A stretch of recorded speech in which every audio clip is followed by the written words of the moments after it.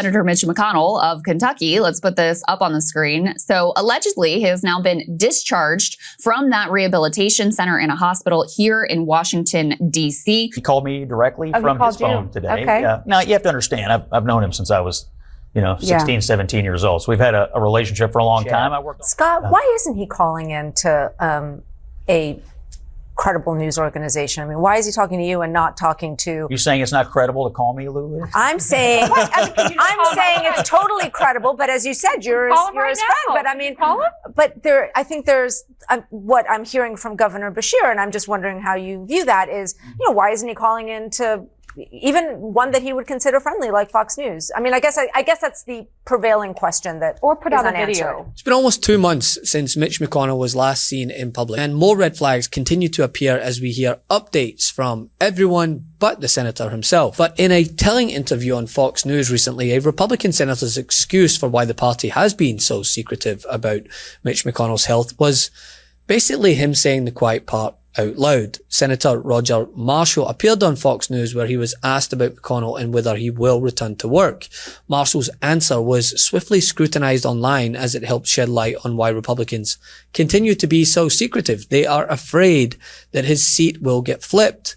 Marshall said, quote, "Well, number one, I'm afraid you're going to turn that seat over to a Democrat, possibly very temporary if you go through that process." This when he was asked whether Mitch McConnell should give up his seat because he's unable to serve. And Senator, finally, just one quick question. Do you think Mitch McConnell should retire right now, given that he has no capability whatsoever of serving in the Senate, the same way Joe Biden had no capability of serving as president when he was running, obviously, the auto pen administration, or wasn't running it for that matter?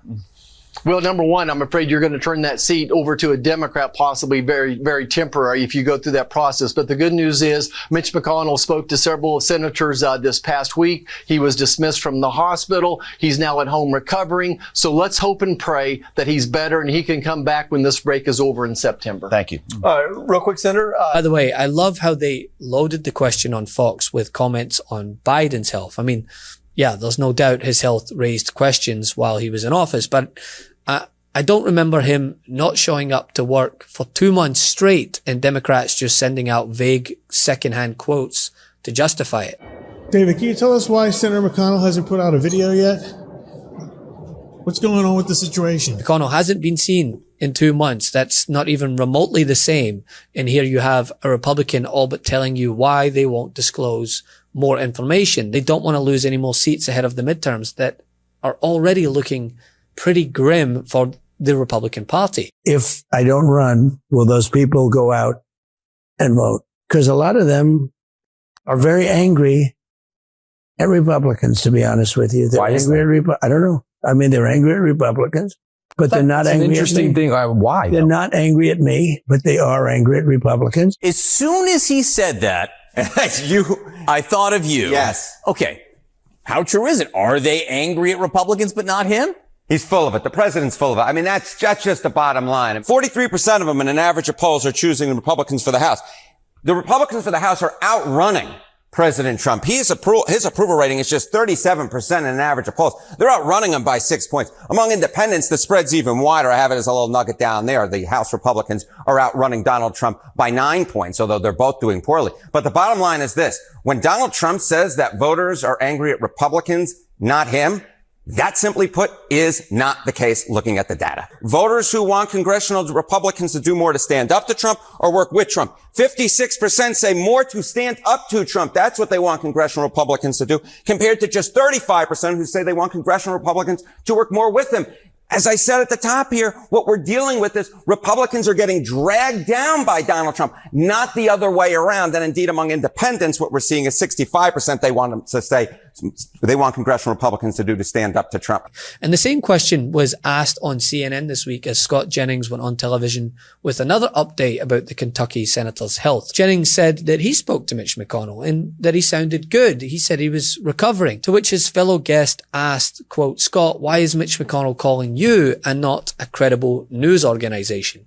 And that is the story here, right? He may well be doing fine, but why are Americans repeatedly getting significant health updates about a sitting United States senator through his long-term political allies or as hearsay from others or pictures that are soon to be dissected for AI material. Do you just like call him up directly on his phone, or does you call an aide and the aide hands it to, how does it work?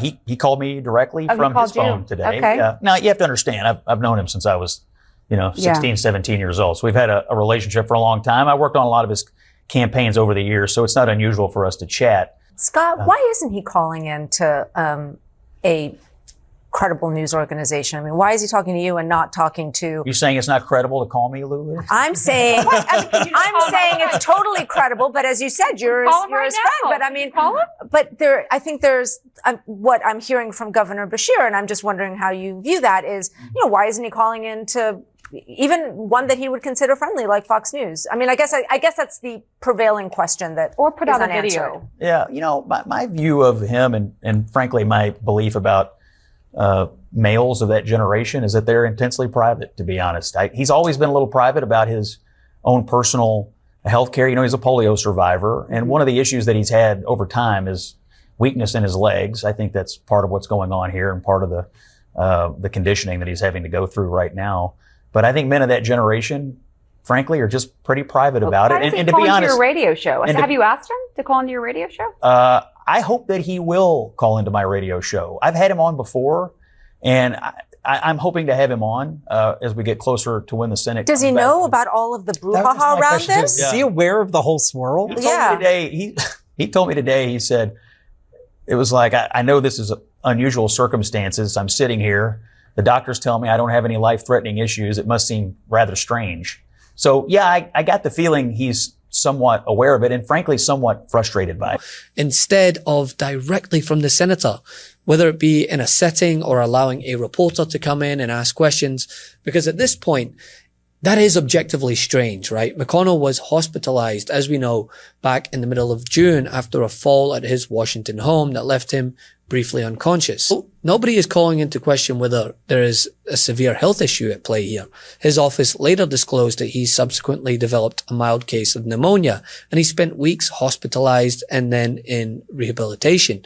But as of recent, he was finally discharged from the center on August 8th. And according to his statement, he's now continuing intensive physical therapy at home. Again, what is being conspicuously limited is direct, sustained public communication from Mitch McConnell himself, something that you come to expect from someone who is in a position of public office.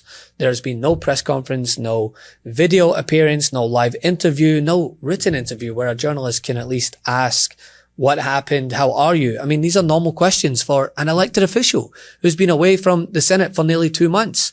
Instead, some of the most memorable updates have gone like this. Yeah, Scott Jennings said, he's great. John Thune called him up, said he's splendid. Other Republican allies, they have all said they heard from Mitch, haven't you? On the point of the healthcare, and you're incredibly busy, so I got to let you run. But I'd be remiss if I didn't ask you. Of course, right now with Mitch McConnell and his absence, there are questions around his staff and whether or not they've been transparent. Is that something that you believe oversight may take up in the next Congress or towards the end of this one, as people keep kind of asking these questions about where is Mitch McConnell and what his staff is hiding? Well, I do think that we need some rules changes and some general changes as to how people can stay in Congress without showing up for months. I mean, this is ridiculous. I mean, it's one thing to be sick, but as it relates to Mitch McConnell, I think Governor Beshear is right here. I mean, we need actual proof that he's actually serving the people. And we had another member of Congress that was out for months and months. No one had any idea what was going on.